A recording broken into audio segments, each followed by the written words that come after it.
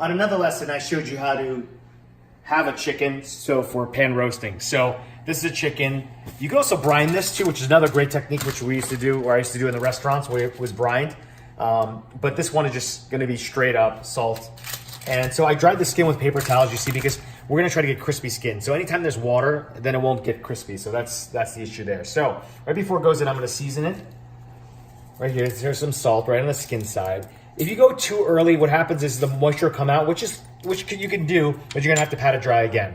I have a saute pan on really high, and I'm going to use another high heat oil, like a canola oil, and it's gonna go right in.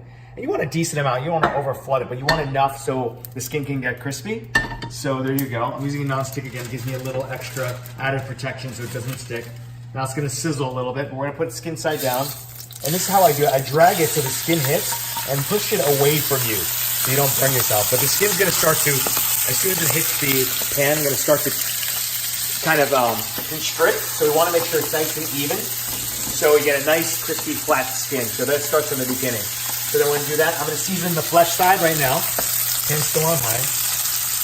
Get a nice, even seasoning on this. And then the key part about this, the important part is this, is you want it to brown properly, evenly. There has to be enough oil so it does that. If it's too dry, you're gonna get some edging. I mean, just the edges will.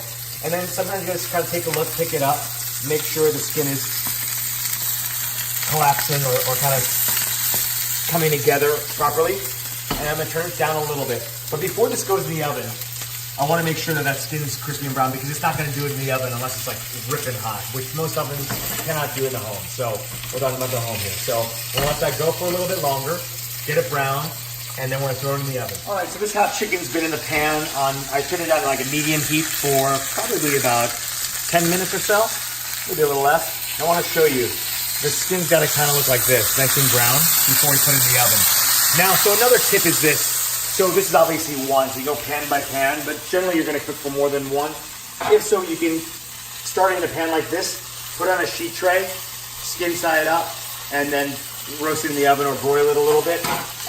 You can do that. Depending on how strong your burners are, you can get a larger pan and try two at the same time. But remember, when it cools down, sometimes you're not gonna get that crispy skin, so that's what you really want. You want that nice textural difference. So now that's gonna go in the oven. I've got it at 375, and when I cook it till it's done, skin side, and throw it right in there. And then we'll check it out in a little bit. Okay, the chicken's ready. Setting down in my oven to make sure I can see what's in there. Watch out for the smoke you may get in your eyes. But see, it's just on the one side, but I know it's cooked. You can tell here. So what I'm gonna do is I'm just gonna flip it over on one side just for a little while, and then I'm gonna add some aromatics to it. So here, check it out. Look at that skin. That's what you want. Nice and crispy. Just so you can light a match on it. I'm gonna add a little bit of butter. You can omit this if you want, but it's gonna melt it. Give it a nice richness to it. 1 clove of smashed garlic and some herbs. Now this is an added step. So this is gonna impart flavor into the fat, which in turn is gonna give flavor to the bird. So what I'm gonna do is once it's starting to melt like that, I'm gonna let it sit because it's only residual heat from that oven.